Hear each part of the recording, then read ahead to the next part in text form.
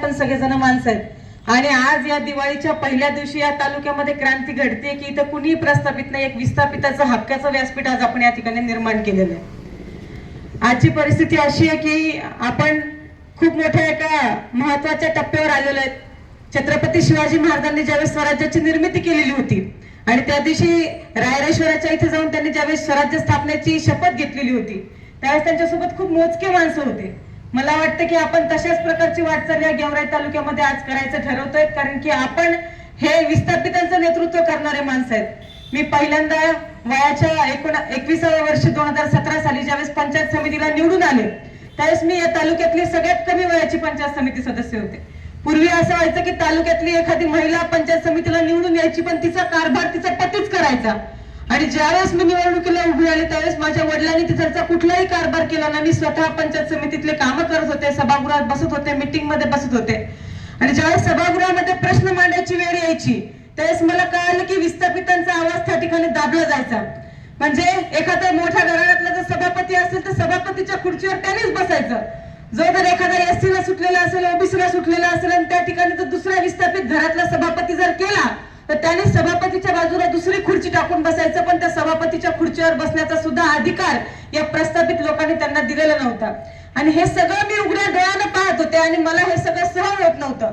आणि मग मला लोक सांगायचे, प्रश्न सांगायचे, गावगाड्यातले प्रश्न सांगायचे आणि मी हे सभागृहामध्ये मांडायचे आणि त्यावेळेस मांडल्यानंतर सुद्धा माझे प्रश्न हे प्रोसिडिंग रजिस्टरवर येत नव्हते।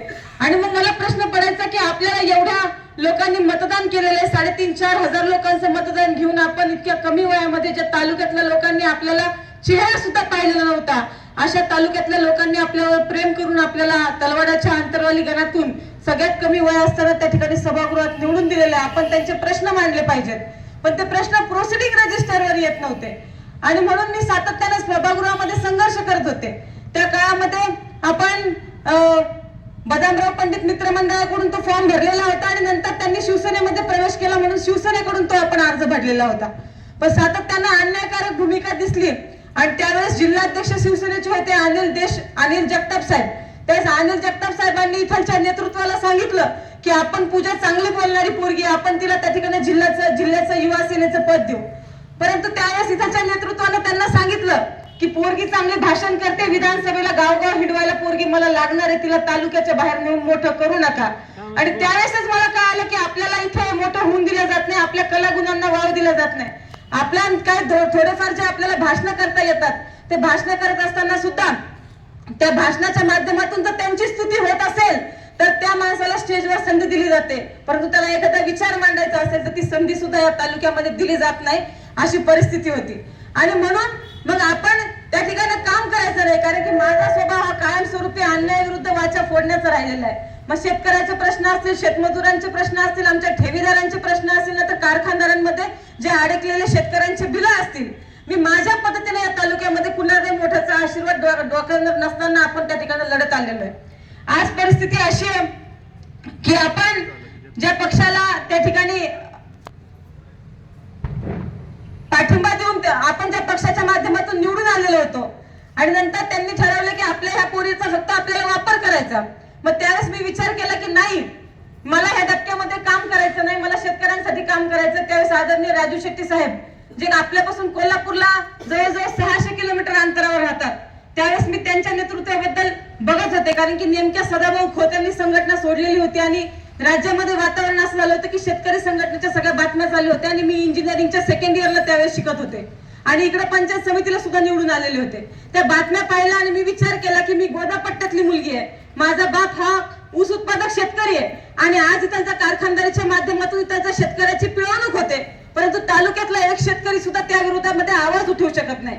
शेवगावला त्यावेळेस एक आंदोलन झालं होतं आणि त्या आंदोलनाच्या माध्यमातून त्या ठिकाणी गोळीबार झालेला होता आणि गोळीबार करत असताना एका शेतकऱ्याच्या पायाला आणि एका शेतकऱ्याच्या छातीमध्ये ती गोळी लागलेली होती।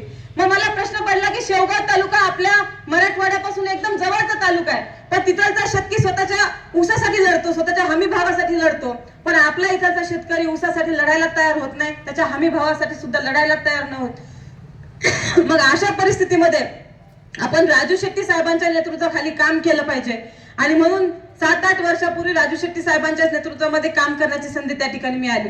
तुम्ही बघितलं की या ठिकाणी जर मी निर्णय घेतला असता थांबायचा तर या लोकांनी तालुक्याच्या बाहेर सुद्धा एखादी मुलगी बाहेर जाऊ दिली नसती. पण राजू शेट्टी साहेबांचा निर्णय घेतल्यानंतर राज्यभरामध्ये आपण आंदोलन केली. मग जय महेश साखर कारखान्याचं आंदोलन असेल, तुळजा भवानी साखर कारखान्याचं आंदोलन असेल, असे अनेक आंदोलन आपण आपल्या स्वतःच्या ताकदीवर त्या ठिकाणी शेतकऱ्यांना न्याय देण्यासाठी उभे केले. परंतु ही लढाई लढत असताना त्या ठिकाणी प्रस्थापितांकडून पण प्रचंड त्रास होत होता. परंतु त्रासाला आपण जुमानलो नाहीत, आपण लढत राहिलो. मागे मुख्यमंत्र्यांचं आंदोलन असेल, ज्यावेळेस मुख्यमंत्री महाजनादेश यात्रा घेऊन येथे येत होते, त्यावेळेस सुद्धा आपण मुख्यमंत्र्यांना सगळ्यात पहिले काळे झेंडे दाखवले आणि काळे झेंडे दाखवून त्याचा निषेध केला आणि कर्जमाफी आणि पीक विम्यासाठी तिथे आंदोलन केलं. आज जेवढं माझं वय नसेल तेवढ्या वया एवढे गुन्हे दाखल आपल्यावर आहेत. म्हणजे आता निवडणुकीचा फॉर्म भरण्याची प्रक्रिया सुरू झाली, त्यावेळेस जर मी बघितलं तर गुन्हे काढायला गेले आणि आपले वय नाही तेवढे गुन्हे आपल्यावर दाखल झालेले. या चळवळीमध्ये काम करत असताना पीक विम्याचे आंदोलन केले, कर्जमाफीचे आंदोलन केले. ही लढाई आपण एकट्याच्या जीवावर लढत होतो. पण एकदा लक्षात आलं की आपण ज्यांच्यासाठी लढतो त्या कार्यकर्त्यांवर सुद्धा आता गुन्हे दाखल व्हायला लागलेले आहेत. आणि हा कार्यकर्ता आपल्यासोबत लढणार किती दिवस आहे? 5 वर्ष, 6 वर्ष, 7 वर्ष, 8 वर्ष.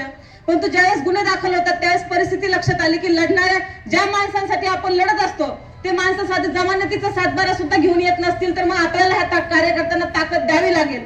आणि म्हणून एक दिवस बैठक झाली आणि नंतर ज्यावेळेस पक्षफुटीचं ग्रहण लागलं राज्यामध्ये, आपण बघितलं असेल की शरद पवार साहेबांनी ज्यांच्यावर जीवापाड प्रेम केलं, या तालुक्यामध्ये ज्यांना संस्था दिल्या, ज्यांना कारखाने दिले, ज्यांना मोठं केलं, त्या सगळ्यांनी पवार साहेबांची साथ सोडली.